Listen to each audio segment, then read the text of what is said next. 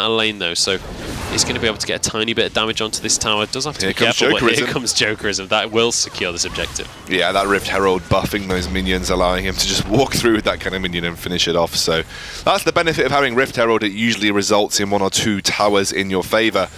And they're going to pick that one up very quickly here. Brixton level 5, just behind an experience compared to Ped, who is going to be clearing out this pink ward here. Brixton going to lock him up with a binding, but it's going to mean very little at this stage of the game. Yeah, it certainly is. Shaven Tortoise taking a Winter's bite to the face right there, but he'll be A-OK. He'll be looking to bite back later on in the game, using that on the hunt, but we'll have to wait and see. Or Thrill of the Hunt, in fact. It's Thrill of the Hunt. On the hunt is, yeah, on the hunt is Sivir. Thrill of the Hunt is... on the thrilling hunt, as Quickshot would say. But well, really? Was that supposed to be South African? It was my best effort. That's all I've got. I'm afraid, mate. It sounded a little bit Australian. I was like, oh, okay.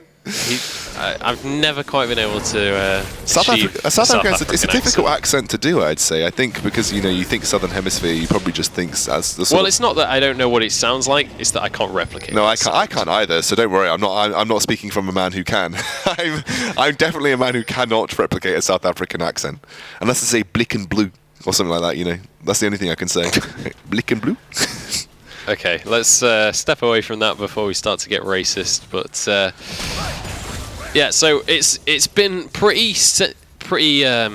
established now that neither of us are particularly good at accents. But what has been established is that Choke is good at taking towers. Yeah, we'll see whether they're going to be able to continue to snowball this game. They've still about 1,500 gold lead ahead. They've managed to kind of dip between 1,000 and 2,000 gold lead across the last sort of 5 minutes. We'll see whether this is going to turn into anything. All that damage from Zednik.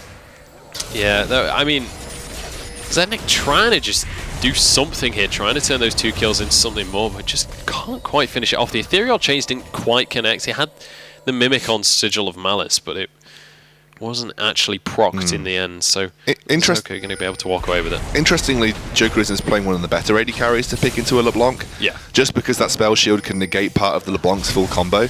Right there, you see, Sigil of Malice doesn't proc, and therefore you can't get the huge amount of burst damage that LeBlanc has in her kit. Oh, Zoko going to be locked up. Sigil of Malice will be procced this time, but a nice Glacial Fissure will keep him alive for their Shaven Tortoise. Brixton survives that auto attack just. If that had crit, he would have been in trouble, but there is no crit chance on Jokerism anyway, so I don't know why I even said that. Shaven Tortoise going to be knocked up here, slowed up. It's going to be locked up, in fact, and Dandy is going to be the first one to go down. Shaven Tortoise is going to be traded, so it's jungler for jungler, but Jokerism so low as Cliff gets a huge crit onto him. He's walking away on 10 HP, but he will finally bleed out. That kill goes across to Tolkien, who's in a 2 versus 1 on that backline, but he's out of mana. Luxie goes forward for the double kill. Dangerous game keeps him alive, and now they're jumping on to this LeBlanc. They're going to be able to finish off that clone, and I don't think they're going to be able to finish off Zednik, but they're going to be happy with that 4-for-1. Oh, Brixton, dangerous game, your worst enemy, my friend. And he's unfortunately going to go down. I think I wasn't sure if it was a mixture of dangerous game and the Ahri passive, but seeing that she has her passive up now, it for sure was dangerous game. Picking up those 2 kills kept her alive at that very last moment. And that was a fantastic bit of play by Luxie from what could have been a really beneficial team fight for CBA, because it looked like they were on the upper hand of things. Everything was going on to Shaven Tortoise. They were giving Zednik the time to move through the ranks and do the damage that he needed to do. And the only issue was that Cliff went so aggressive there and isolated himself completely, meaning that Tolkien was able to take him out on that backline. And after he went down, the only damage they really had was Zednik, who relies on cooldowns and his rotations to put the damage through. So once those cooldowns are, well, on cooldown, he can't do any damage. No, he cannot indeed. Brixton having a field day right now, just clearing away pink wards left, right, and centre. Going to be able to grab himself a little bit of dollar. So that's 60 gold in the bag. He's going to be pretty happy with that one. Dragon spawning in 14 seconds, so taking control of this area going to be pretty good for CBA, and they should be able to secure their second dragon of the game. But in the meantime, that Rift Herald going to go into the hands of Luxie. So objective in terms of the neutrals, but it's 4,000 gold in the lead right now for Choke Gaming, and they're starting to look to use that gold advantage to push this mid lane right now. However, they might be forced into a fight right now. So this is a Cinder Hulk Rengar, by the way. So this is Rengar with Cinderhulk. So this is basically this full tank cooldown reduction Rengar that you sometimes tend to see, where he's more based on utility rather than making like one-bomb picks, which I think makes a lot of sense given the amount of damage that you actually have in your team with the LeBlanc and to an extent Brixton on this Morgana. You don't necessarily need to be that completely one-bomb Rengar. You probably are more beneficial just surviving the best you can throughout these team fights. Yeah, definitely agree with that. We'll see whether that's going to be the case. But here we go. Cliff has been found out. Luxi, again, playing this assassin Ahri. He's going to find another kill for himself. 5-2-1 right now. He did finish off that Morella Nomicon. Starting to get some damage onto this tower with that Rift Herald buff. It's Shaven Tortoise just going to get chunked out there. Does get his heal off. This is something that we saw from Renegades when Kadra was playing Ahri all the time. You actually took Rift Herald, gave it to the Ahri, and because she's so potent at dealing with people in a 1 versus 1 matchup, you actually allow her to move into a split push role and then just make picks like that, exploiting lack of vision and just try and pick the AD carry off who is greedily farming in the side lane like you would sometimes tend to see. Leandrid actually struggling to deal with a fairly ahead Tolkien at this point in time, and we have, interestingly, not seeing any early ZZ Rot portals from these guys. I don't think the nerf was big enough to warrant no ZZ Rot portal. It's only the, really realistically you're only gaining the push pressure from having the ZZ Rot portal. It doesn't matter how easy it is to kill, because once someone found it, regardless, it usually was going to go down.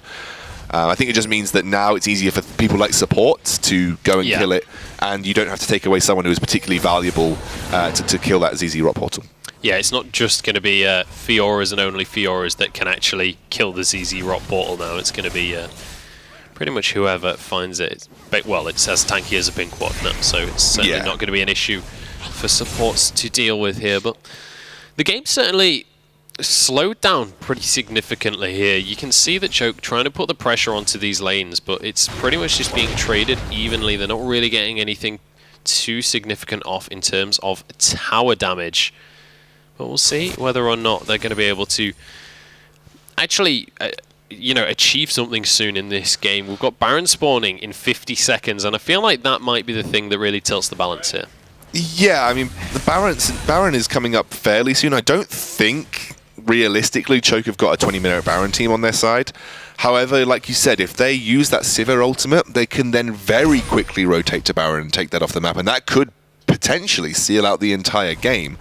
I'm starting to wonder where are we going to see the lineup of CBA actually make an impact? What is it? What is their win condition going forward from here? Because we know what the win condition from Choke Gaming is they want to group on the Sivir. They want to make a pick and then go and take global objectives like Towers or Baron. But where's the win condition from CBA? Because we know they've got a pick composition. They really are relying on good vision control. Realistically, their pinks are pushed up to the river, but they need those pinks back in their own jungle because they want to catch someone looking to deep ward now that their tier 1 turrets are down. That's probably where they're going to start to make most of their work happen this game. So they need to start moving that vision control back and getting good vision control of their own jungle, and then making picks from enemies who are just looking to... Oh, nice! Yeah, we've got a bit of a fight going on in the top lane. Luxi going in. The Orb of Deception actually manages to catch him really nicely, thrown over his shoulder right there. Shaven Tortoise as well, going to be the next target. He's so low. He's trying to get away, but Tolkien should be able to finish this on. Flashes for the ground slam, and will take that kill. So now this is going to be a tier 2 tower going over to Choke. Up in the top lane, Luxi going to be able to heal himself up on his next Orb of Deception as well. They're not even needing the Sivir at this point in time. It's just Luxi all by himself making pick after pick and allowing Choke to get neutral and global objectives from that. I have been so impressed with Luxi on this Ahri. He has been absolutely fantastic. He's soloing everybody. Even Zednik, who at one point was probably considerably pretty far ahead of him in lane, just able to land the charms, take out key members of the CBA lineup, and then just allow the Choke Gaming team to just collapse on towers with the Sivir. I haven't once seen the Sivir ultimate used in the same way that we used to see Sivir played with. No. And it's actually something that I've been noticing more and more, is that Sivir actually isn't really being played as the same old Sivir that we used to see. It's no longer just an ult bot now. Yeah, exactly, because of the way that the ricochet works, and they're going to take another turret for it as well. Yeah, now the only tier 2 remaining for CBA is going to be down in that bottom lane. We'll see if they can go and grab that anytime soon. But see the base is or the recall, sorry, going to be channeled on through here for Choke. They're going to have their opportunity to head back to base and buy some items. The Rylai is now finished for Luxi as well. He's already got 3 items right now to the 2 of the enemy mid laner in Zednik. We'll see whether he can continue to just snowball that. Not to mention that he's finished boots as well, which Zednik hasn't. So he is astronomically ahead right now. Yeah, a whole item and boots, like you said, is just a huge advantage for Luxi on this Ahri. He's 3,500 gold ahead. That is ridiculous. Just in mid lane. That's just ridiculous. So that's like a good almost 40%. That's 40% of the entire gold lead for... That's his Rylai's. That's how far ahead he is. Yeah. That's how much gold it's 40% of Choke's entire gold lead is sitting on Luxi. That's pretty huge. Scary. Yeah, that's pretty scary. But at the same time, if you're Choke, that's pretty scary, because if Luxi gets caught out, you might just be in a bit of trouble. But we'll have to wait and see. We do see Zednik getting chunked a little bit there, but Luxi as well. I think they just went for a trade, so both going to be able to walk away with that one. But Dragon started off. This is going to be the first get Dragon of the game for Choke Gaming. If they can get it, Shaven Tortoise looks to go in. Isn't going to get the steal though, and will get locked up immediately. Pretty tanky, but not tanky enough. And now Leandra jumps into the backline, fails his flash, and that's a double kill for Jokerism. On the hunt, already been used while they were still in Dragon Pit. Maybe could have saved that one, to be quite honest, but Brixton going to be the next target as Jokerism looks for a triple kill, and he will be able to find it. And now they can go to whatever lane they damn well please. They could go to Baron if they like, and it looks like that might just be the call. That was a desperation play, in my opinion. They were facing up the first Dragon in the game for Choke, and they chose to all in a team that is considerably far ahead, with Luxi right at the back of the Dragon Pit, very difficult to get on top of, and they had a half-assed commit as well. That's the only way of putting it. Half of the team committed, and half of the team didn't. And it ended up with just a complete win here for Choke Gaming from that Dragon fight. I mean, if you look at it, Leandra went in, he used his ultimate onto Luxi, so he's attempting to obviously apply pressure in terms of hard CC to the only target that they realistically wanted to pick off. But with the Pedrillion ultimate, or rather Joko's ultimate from that Braum, he just made it impossible for anyone to follow up. I think he actually cancelled the distortion of Zednik on that LeBlanc, and just meant that it was easy for Tolkien to zone them away. This is just looking very, very good right now for Choke Gaming, and there is a banner of command minion in this bot lane, but it's not going to stand up to these Baron minions that will chunk it down very, very quickly. Yeah, absolutely. We'll see. And also you can see in this bottom lane, Luxi going to start to split push with that Baron. He's going to be able to just mow through these minion waves. We've seen this Ahri split push many times in the hands of Caedrel. You mentioned that earlier, that Luxi was going to be playing a similar style to that, and here it is, showcase and point. But here we go, Luxi actually gets caught up. Everybody misses their skill shots, and Luxi just gets a whole bunch of free damage onto Shaven Tortoise. And they committed so many members to that. That it's just depressing. It's just going to allow Choke to push this mid lane freely. So they've basically given up this remaining tier 2 turret in the bottom lane, and also going to potentially give up a lot of pressure in that mid lane. And they had to force Leandra to go and deal with it. That was so painful to watch. It was awful. Oh, Brixton's been caught out as well. Boomerang Blade not quite going to finish off that kill though. Half HP on that top lane tower, but no HP on this bottom lane tower. That's going to be taken away by Choke, and they can look towards the inhibitors. Jokerism can do whatever he wants. 3-0-3 on that Sivir. He's got a whole lot of damage behind him. And now they've got that bottom lane inhibitor. They can just back away. Jokerism still has spell shield, so he's not too worried about anything. Brixton gets caught and just deleted straight away. Zoko grabs that kill for himself. Up in the top lane, that inhibitor tower finally going to go down as well. Tolkien with that Baron buff, or with the cannons even, will be able to finish that one off in the end. And now the mid lane inhibitor tower goes down as well. This, ladies and gentlemen, is how you use a Baron buff to your advantage. You just stroll all the way around the base of CBA, take all 3 inhibitors, and by the looks of things, they're going to be able to take the game. Luxi, with a beautiful Orb of Deception, finishes off Cliff with ease. This is going to be the first tower going down.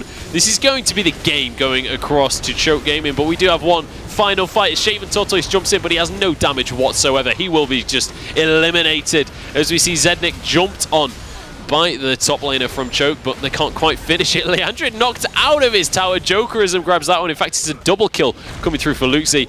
There is one constellation kill coming out here for Zednik, but it's nowhere near enough, and it is going to be the game going across to Choke Gaming. So both Exertis and Choke make it to that 4-2 scoreline.